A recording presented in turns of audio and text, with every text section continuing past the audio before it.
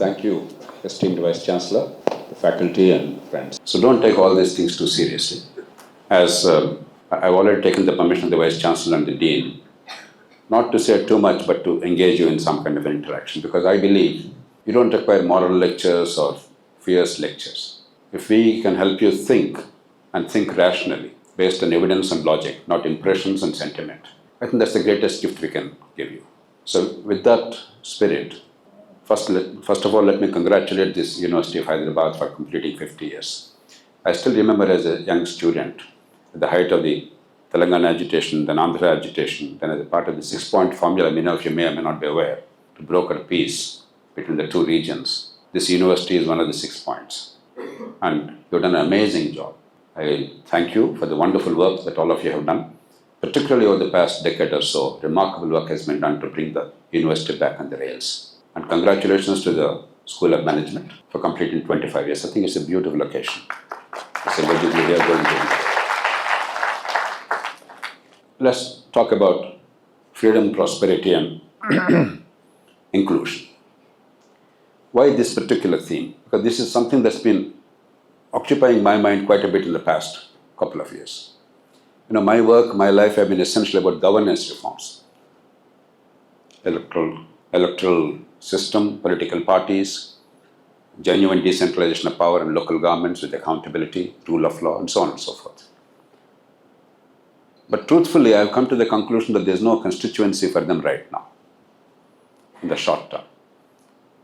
The political parties, the media, the bureaucracy, the middle classes, and the industrial elite. These are the 5 elites that move the nation. None of them seem to care. If none of them care, in the short and medium term, it's not going to happen. You have to find avenues. You have to wait for opportunities. So what's the hope for this country? The one singular hope at this point of time is, the VC and I were discussing, you all live in a fantastic era. There are, of course, many challenges, many problems. But we live in a fantastic era. Just 25 years ago, even 20 years ago, 15 years ago, we didn't have power. During the course of this meeting, maybe there would have been 2 or 3 power outages, even here, let alone small towns and villages. 30 years ago, we didn't have a mobile phone. Having a telephone was an unbelievable luxury. The telephone rarely worked. 40 years ago, to make a phone call, just 25 kilometers away, you have to spend 3 rupees, equivalent to some 50 rupees today, for a 3-minute call. Wait for 3 hours to get that call. If you want an instant connection, you had a lightning call, you paid 8 times the tariff, 24 rupees. For a 3-minute call, for a 30-kilometer distance, equivalent to some 250 rupees now. Just imagine. Digital technology was unheard of. Television, I still remember, my colleagues and I traveled in 1982 to watch the Asiad finals, India and Pakistan were playing the finals, hockey. I was in Vizag district, so all my colleagues, the collector, the district and others, they all came down to my place in the subdivision in Narsipatnam, had lunch with me, and together we traveled to Kakinada. Why Kakinada? In all of the then Andhra Pradesh, Hyderabad being a big city had television, Kakinada had television, not Vizag, not Vijayawada, not Warangal. Why? Because the MP from Kakinada happened to be the minister in charge of television. He was Minister of Electronics, Mr. Sanjeev Rao. So he made sure that his town got television. So we drove all the way to Kakinada to watch the match. And of course, by the time we went there, India lost 7-0, sadly. But the point I'm making is the things we take for granted today have happened only because of the rapid progress. It is a unique feature of the 20th century and 21st century globally. And at long last, after missing many opportunities, we are trying to catch up a little bit. We are still far behind. Make no mistake about it. But we are catching up now. But the opportunities are immense. This is a time to leapfrog. This is a time to forget the failings or failures of the past 3 industrial revolutions. Therefore, growth, there is an immense opportunity. A few things we did right. Even if we bungled elsewhere, there are some opportunities now.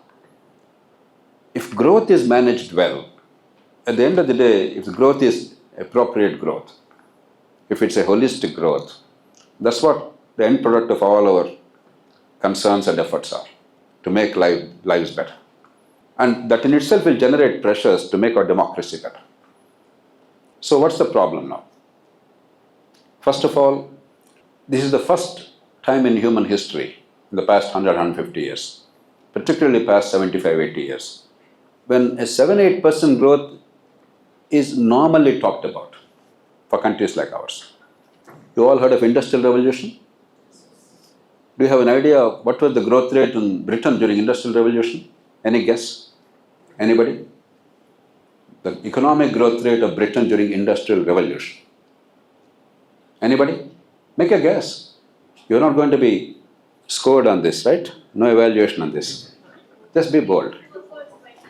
Pardon?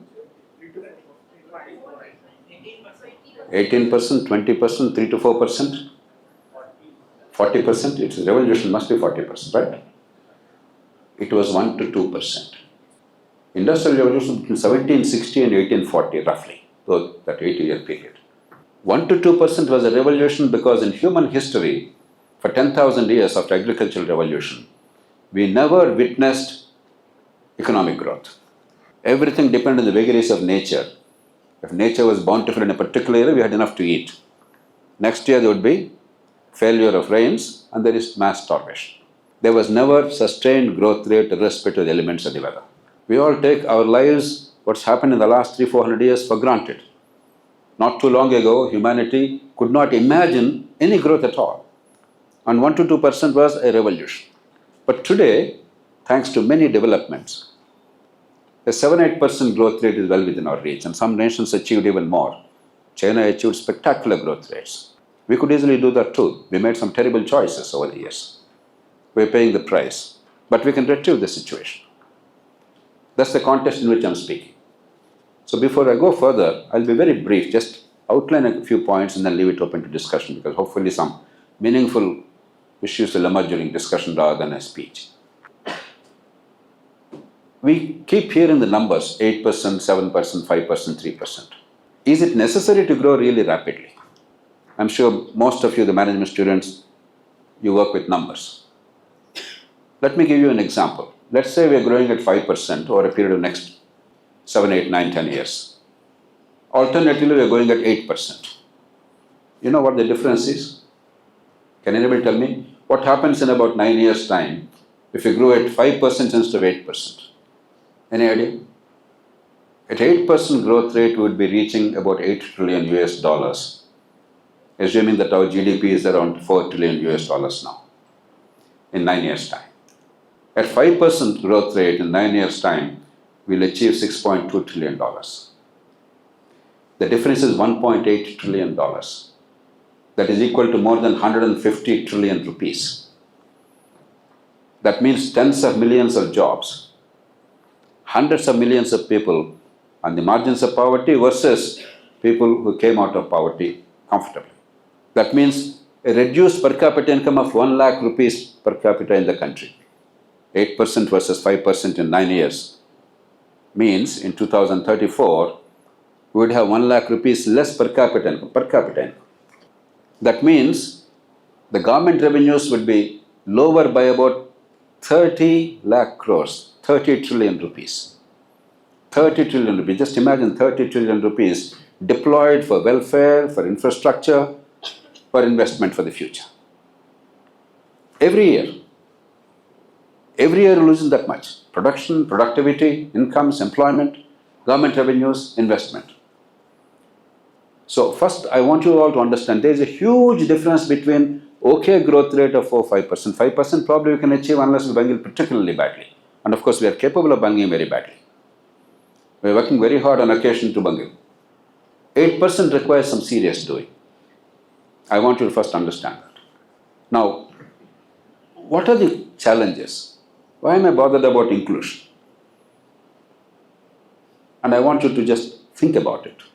Many of you have come from all corners of this country, all of you from all corners of the country, from a variety of backgrounds, rural, urban, middle class, some even from more difficult circumstances. Just look back. Look at the life of an ordinary Indian. There are 3 numbers I want you to remember. Even today, 90% of Indian workers are in the unorganized sector. Low skill, low wages, no security of job, no monthly wage. 90%, the highest number among all significant countries in the world. A unique number. Even today, another number. Our urbanization is only about 35%. Some people are arguing because of satellite imagery, probably it's a little higher, but even if it's a little higher, we are the lowest among G20 countries. In an era when economic growth, prosperity, urbanization, modernization, innovation, they are synonymous. You like it or not? I grew up in a village.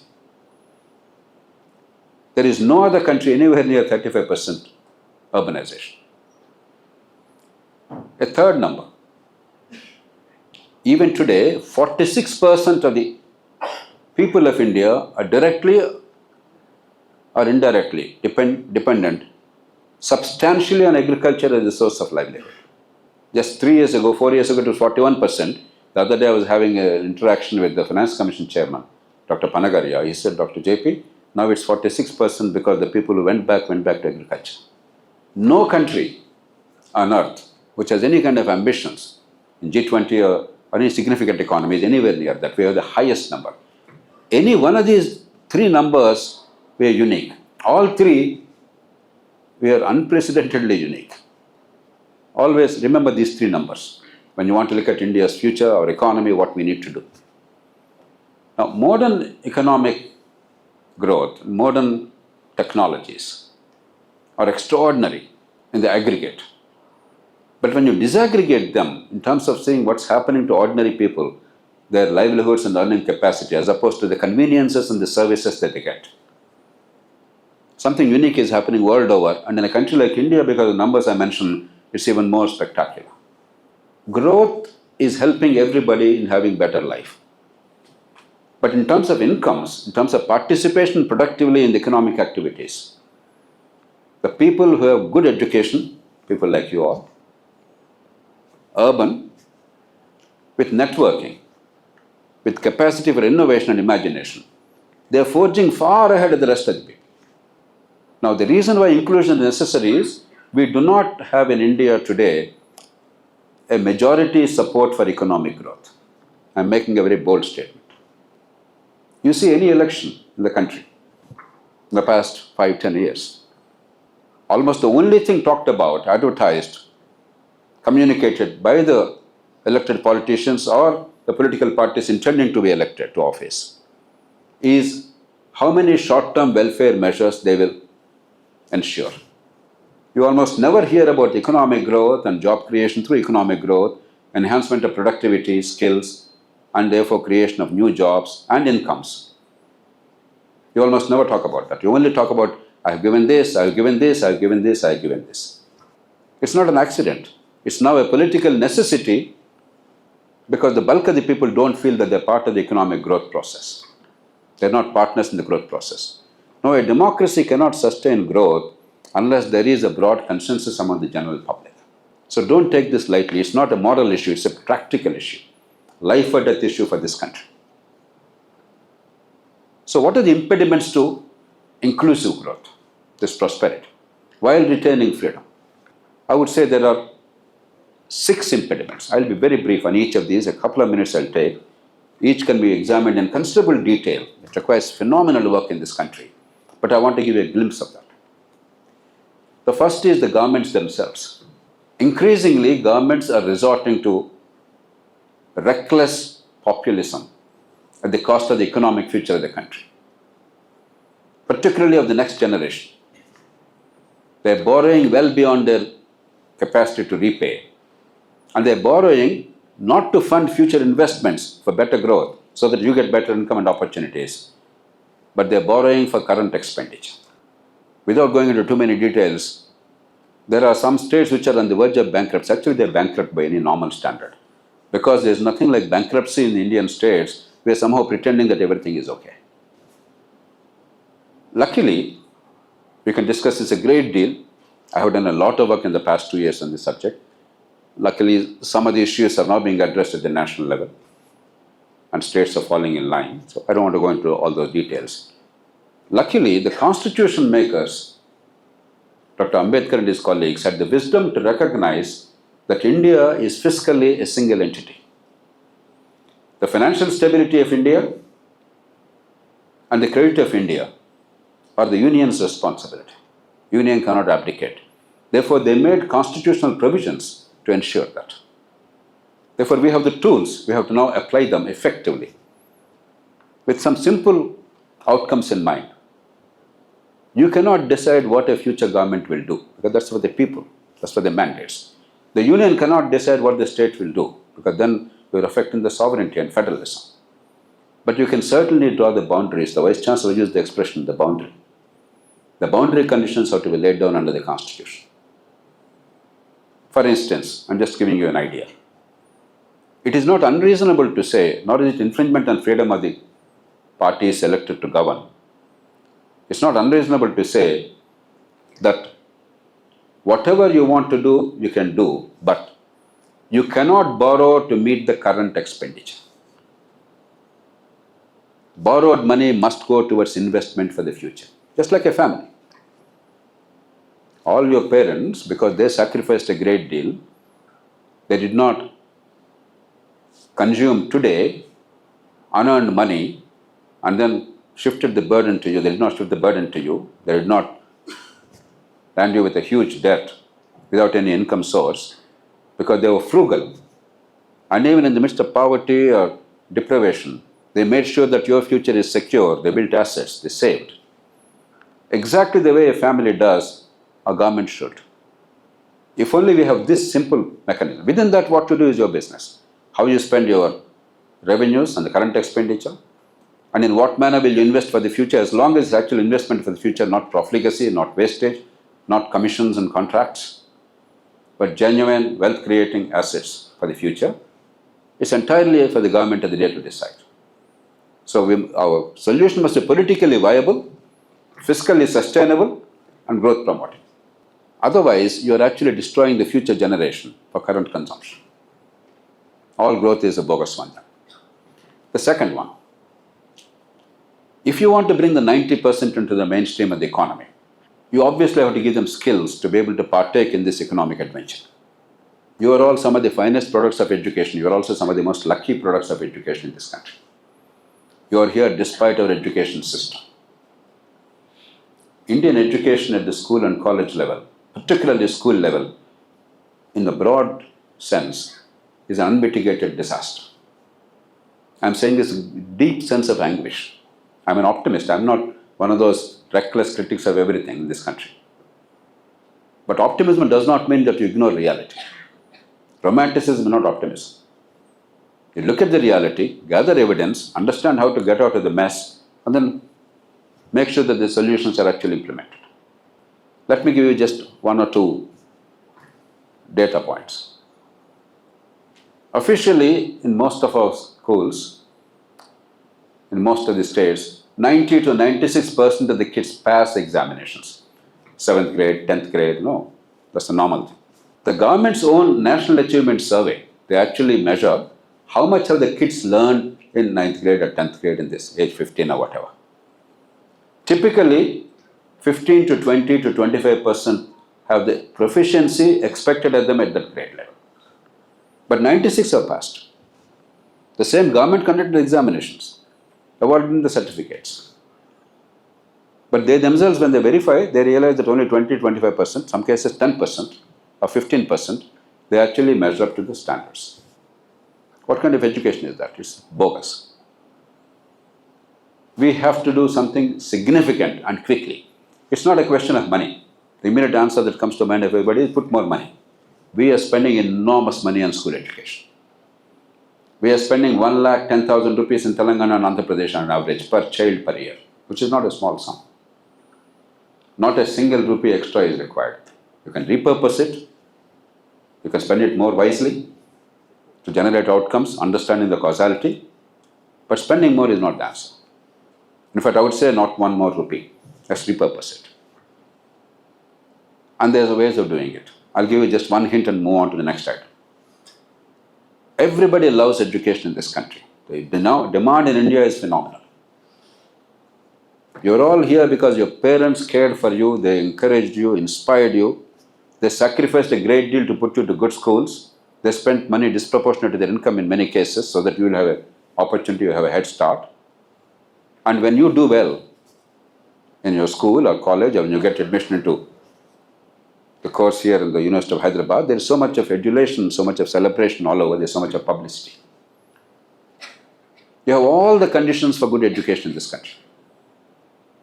No other country celebrates educational success as India does. But we just don't understand what is education. Therefore, outcomes are not there. Our examinations are based on rote learning and mass copying. Feel free to contradict me if you think I'm wrong. In most school systems in India, examinations are about rote learning and mass copying.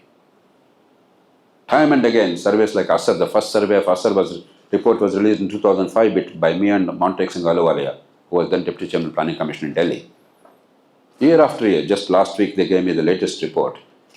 It makes unfailingly depressing reading. Or take something like PISA, Program for International Students Assessment, a global survey at the age of 15 to measure educational outcomes.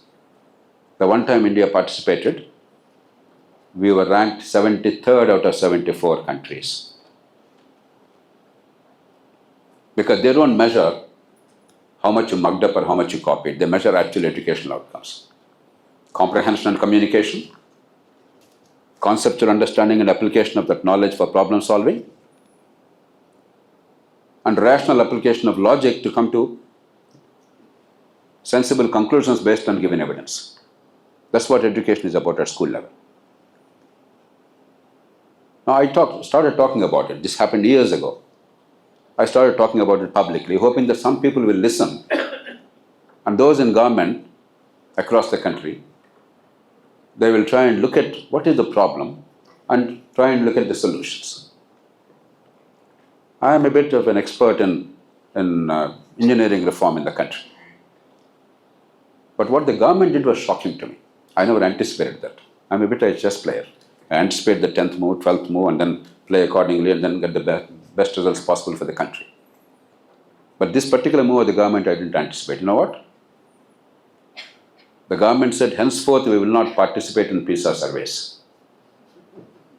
If there is no survey, if they didn't measure where you are, if there is no comparison, there is no issue at all. This happened in 2009, and we are in 2025. Until now, we did not participate in PISA surveys. That's not the answer. The answer is to actually figure out what is wrong, because everything is right. Our kids are bright. The parents, even from poor families, are sacrificing a great deal. Our society, across the length and breadth of India, caste, region, religion, language apart, everybody wants their children to do well.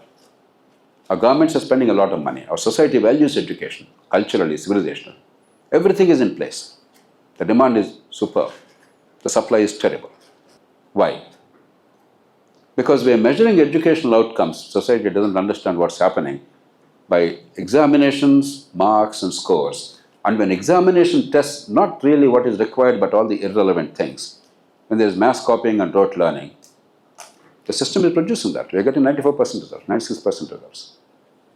If you only design evaluation in a sensible way, figure out what is to be measured, what are the outcomes we are seeking, and have sensible testing, stress-free, not rote learning based on understanding and application of knowledge.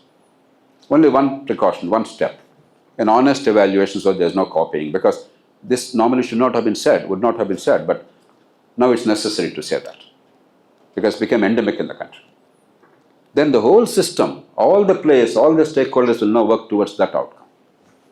All this want is an outcome. They want scores, marks, ranks. If you get scores, marks and ranks by third-rate approach, they're doing it. If it's possible only by actually learning something of value and applying that knowledge, they will do it too. There are 100 other things to be done, but this one thing is critical. And until you do that, you cannot come out of caste discrimination, you cannot come out of poverty, and India will not fulfill her true potential. And 10% people rising and fulfilling their potential is simply not enough. Not only is it immoral and unjust, it's also unsustainable. It will lead to tremendous political, social, and economic instability. The third issue, healthcare. We spend the lowest amount on healthcare from the government exchequer among all significant economies in the world. We spend about 1.1, 1.2% of the GDP. Many countries spend 8%, 9%, 10%, 5%, 6%, 4%. We can't afford to spend much more. So I'm not asking for too much expenditure, but some expenditure is required. But to come back to why healthcare is so important. Because of failure of healthcare delivery, 55 million people, mark this number, 55 million people are descending into poverty every year. On the 1st of January of the year, according to our statistics, 2,500 calories consumption, they are not poor. By the end of the year, because of the failure of healthcare, either because of the lost income, because of morbidity, or because they could not afford healthcare, therefore they had to borrow heavily at usurious rates or sell their assets. They became poor. 55 million people every year. The biggest cause of rural indebtedness in India is healthcare failure. Therefore, the most important element to be addressed if you want inclusion in the country is healthcare, apart from education. Luckily, we can do a lot very easily. We don't require 5, 6, 7% public expenditure. By spending just about another half to 3/4 percentage points, and that too gradually stepping up. You can't do it overnight. This year, with a stroke of a pen, we gave tax relief to the tune of 1 lakh crores, 1 trillion rupees. All we require is, over a 3-year period, gradually go up to 1 lakh crores for 3 years, but in a wise manner. There's no time to go into details, but design the system well, because we have fantastic advantages in healthcare, just as we have in education. Despite all the failings of the country, we are the champions in the world in pharma sector. We produce the lowest cost goods for the best quality in the world. We are the world's pharma center. And vaccines. We have endless supply of doctors and nurses. Our private sector, there are many flaws, but look at the positives. Most of the very high-end interventions we do in India at the lowest cost with global standards. There are many wrong things. But we also must understand our strengths and leverage their strengths. That's the reason why, at a relatively low cost, India can do spectacularly well. We will not be overnight equal to, let's say, Singapore, which is the best in the world in healthcare delivery. But from here, we'll be here. And we can only improve with better technology, better skills, and better economic management. So healthcare is the third issue. The fourth issue is, you cannot have economic growth or willingness to take risks in a system where there is no rule of law. If there is anarchy, there is chaos. If might is right, then people will not take risks. Why should you take risks? You take risks means you are willing to lose money because you have a dream, you have a vision, you have a goal. That means if you succeed, if you work hard, if you compete well, the chances are that you will become prosperous, you will have a wonderful life. You will have dignity and you have respect in society. If that is denied to you, why should you take a risk at all? Everybody will buy 1 acre of land in Hyderabad city and wait for 20 years and you have to do nothing, you'll become a multi-crorepati. That's not economic growth. Now, rule of law is a vast subject. Some 3-4 years ago, I had a 9-day conference with 60 participants from all over the world, including Supreme Court judges and global jurists and so on and so forth. It's a very complex challenge and I understand it well. All that cannot and will not be done in the short term. But at least those elements that are required to pursue economic growth, job creation, investment promotion, like settlement of disputes, property disputes, or contracts, enforcement of contracts, land issues, ownership of land and availability of land for economic activity. A few things selectively and wisely, if you at least do that much to make sure that the law is not an impediment, then growth will take off. The fifth issue is something that almost nobody is talking about in the country, unfortunately. You're all in Hyderabad city, many of you came from outside. By Indian standards, this city is good. I take pride because I was the one who initiated this whole high-tech city. So I envision many of these things now. Connectivity, New Bombay Road, Old Bombay Road, all these things and what will happen. And in some respects, things happened even beyond what we dreamt. Some respects we could do better. We're all proud of it. By Indian standards, at least we are good. But it doesn't mean that Hyderabad is the center of the universe. When 90% of the people are unorganized, with low skills and low wages, if they are forced to migrate to Hyderabad or Bengaluru or Chennai or Delhi without incomes, because there's no possibility of earning good income because they have low skills and low wages, remember, that's an unaltering reality in the country. Just look at their lives, how desperate those lives are. With 15,000 rupees a month income in Hyderabad city, obviously you cannot afford to be with your family, you have to be alone. Tens of thousands of them live in Hyderabad for decades without the family, coming from long distances. You can't afford any kind of proper dwelling, so some ramshackle accommodation, somewhere you shelter. Luckily we are a tropical country. Right now, today or tomorrow in North Dakota, I am told the temperature is minus 51 degrees Celsius. We'd all have died, population problem would have taken care of itself. But in this country, weather doesn't kill in the most part. So somehow they take shelter. To go to place of work every day, you have to commute 15 kilometers one way, another way 15 kilometers. One day you have no work, you have to stop. A bit of a sickness is a catastrophe. And you have no support system, people whom you know. Just imagine their lives. Just remember what happened when lockdown was imposed during COVID. When millions had to go back to their villages, just remember, it must be seared in our memory, the pain and the hardship they endured only because of their poverty and their circumstances is something that must keep us awake. Now, what's the answer? Big cities are necessary. Economists talk about the cluster effect. But should we necessarily force the low-income, low-wage people, low-skilled people, to go to big cities where there's no opportunity for them? They have to live very precarious lives. At a time when we have the things that are not available, I mentioned the 4 things available today as opposed to earlier days. Electricity, mobile telephony, digital technology, television.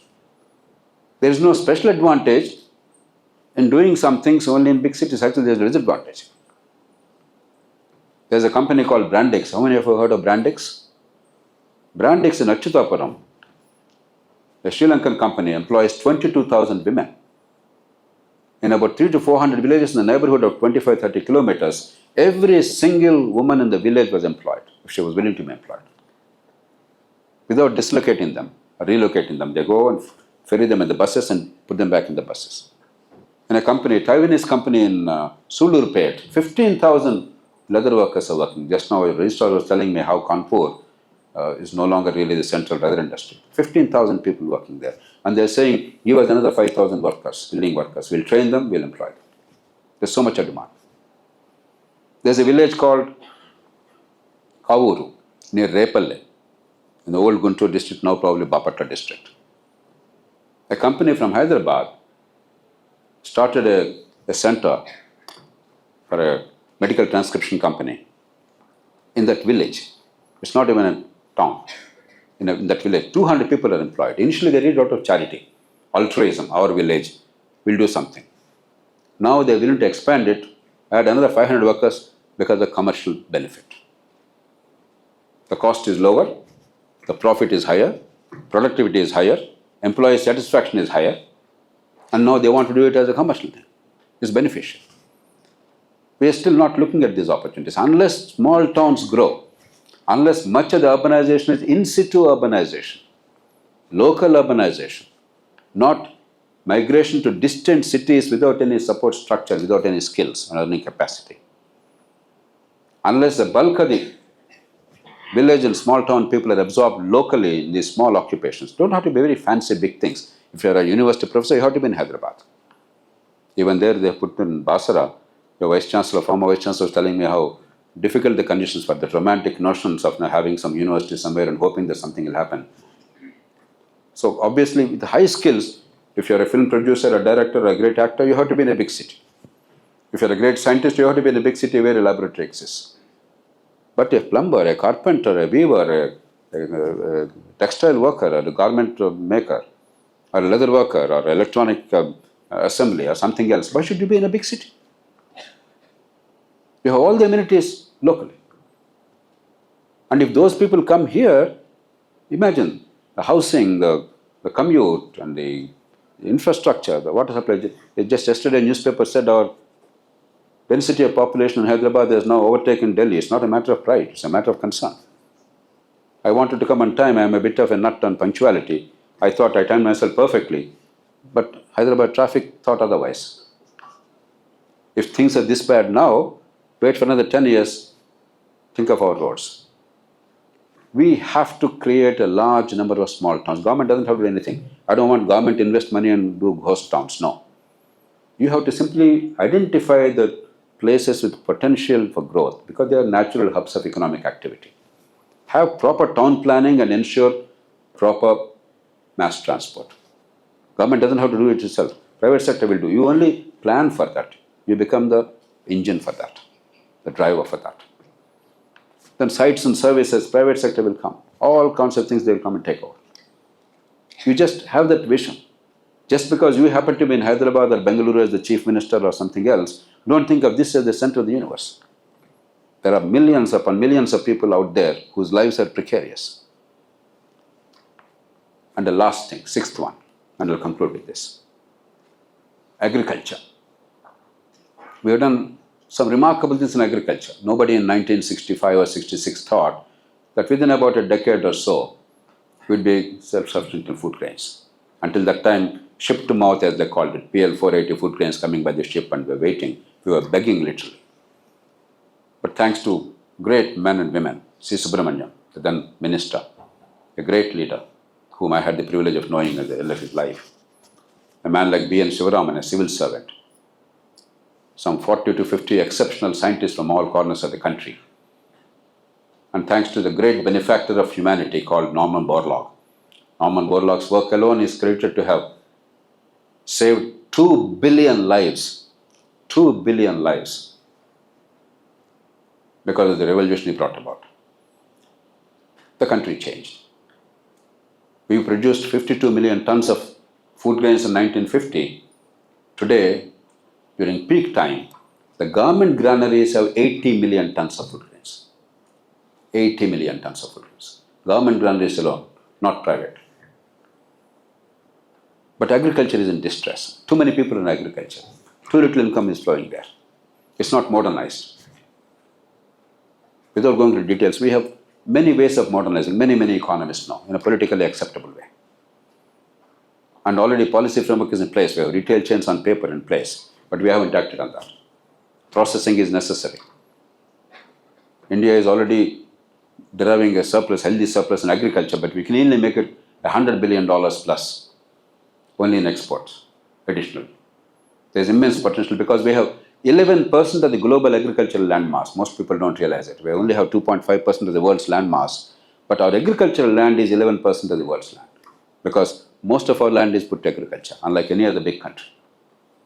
Fertile, plentiful sunshine 365 days in a year. There's almost no other large country which has this benefit. We have not really harnessed it. And then go up the value chain, agro-processing, supply chain management, from grading, packaging, storage, transport, retail chains, and exports. The whole. So if only we have the imagination, we can do that. So these 6 things are done. Not one of them costs money, only one of them costs a bit of money, not much. Other things require the mind. The greatest asset that we have is the mind. Thomas Edison said, there is no expedient to which a man will not resort to avoid the labor of thinking. Thinking is so difficult, so painful that we try and avoid that. We resort to any kind of means, any expedient. If you just overcome that weakness, if you start thinking based on evidence, logic, best practices, innovate to suit your conditions, and then find a solution, and then systematically go about it, we have an immense opportunity. We have an opportunity to leapfrog. China has showed that within 30 years you can challenge the rest of the world, coming from next to nothing. We bungled, we did some things well. But if we really address the challenges in a constructive and creative manner based on evidence and logic, not doctrine, not stupidity, not romanticism, we can make a spectacular difference. In one generation's time, all of you can stand tall and proud and be partners and leaders in transforming a country of 1.5 billion people.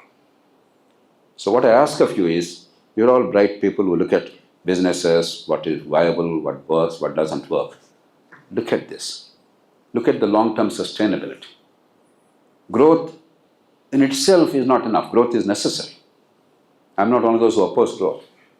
But growth in itself is not enough. At the end of the day, what is happening to human lives? Are you building a consensus and a broad support for growth? That happens only when growth actually benefits everybody. If you take growth as a mechanical issue, and I'll conclude with this last point. If you have, let's say, a hurricane or a cyclone or a forest fire like in California or something else, you know what happens? Actually, growth rate picks up. There may be overwhelming destruction, but there is a construction required. The destruction doesn't go into negative growth. Construction grows into growth. Your investment required, the new constructions that will come up. If there's a pandemic like COVID, economic activity is stalled. But if you take away that part of it, there's actually more expenditure in healthcare, more work done, therefore growth picks up. So growth as a sterile number is a very dangerous indicator. You must understand growth in the broader perspective. At the end of the day, wealth is about creation of goods and services that are needed for a better life. Needed, not merely what we can sell. Much of our businesses in the world today are about selling. Yes, selling is necessary. But the challenge is to sell what people need, not to create a want that doesn't exist. And in India particularly, that is a fundamental challenge if you want to sustain growth. We have to look at things here, we have to look at things here. Bottom up first and top down. Both are necessary. I hope you will pay attention to this. There's enormous amount of literature on these issues. There's not one sentence I mentioned without evidence and logic. It's not necessary to go into great details. Each one of these topics you can have lengthy debates and discussions, but please open your minds. Look at the world and society. To make it sustainable, to make growth acceptable, we must make the growth holistic and inclusive. I don't know if there is a God. I gave up God long ago. My relationship with God is one of mutual non-interference. If God doesn't bother about me, I don't bother about God either. But I do believe there is sin. The greatest sin is unfulfilled potential. If a child born today, anywhere in the country, is not able to fulfill her potential because nature endows her with all the ability, nature does not discriminate among all of us. It's random. But if that ability is not harnessed by society, if that potential is not fulfilled, to me that's the greatest sin. Because the greatest promise of humanity is fulfilling that potential. And if you don't fulfill that potential, you cannot have political stability. You cannot have economic growth on a sustained basis. You cannot have social cohesion and harmony. We need it for our own sake, not because we're altruistic or we're generous or compassionate. We need it because we're enlightened. Please think of it. I took much longer than I wanted to, but let's hope that we have some time for some meaningful interaction. Think about it, challenge it, examine it, internalize it if you think it's worthwhile, and figure out in what way you can make a contribution to this in your life. I wish you all the very best. Thank you very much. As I told one of the top leaders of the country at one time, I said, look, there is no difference between the two of you. All I can say is you will never become the leader of the other party, and their top leader will never become leader of your party. To get worried so much about political parties is so silly actually. Oftentimes, I don't really follow day-to-day politics because my understanding of politics is not what happens here. My understanding of politics is what we discussed. That is to me politics. So oftentimes I meet friends and acquaintances whom I knew for 20 years, 30 years, or who were with me in the assembly or something. I really don't know where they are these days. I ask them, where are you now, in which party? And then they tell me shamefacedly where they are now. So you can't even imagine where they'll be in 5 years' time. So parties are irrelevant. We are giving exaggerated importance. Issues and a practical approach to solutions and building some broad consensus, even if they contest fiercely for political power. You must raise that voice in that sense. And if that voice is felt, because politicians respond to the perception of the voters. If they feel the young voters are actually demanding this, they want a different approach, certainly it will have an impact. I'm not saying it will revolutionize everything, but there's an important input. Okay?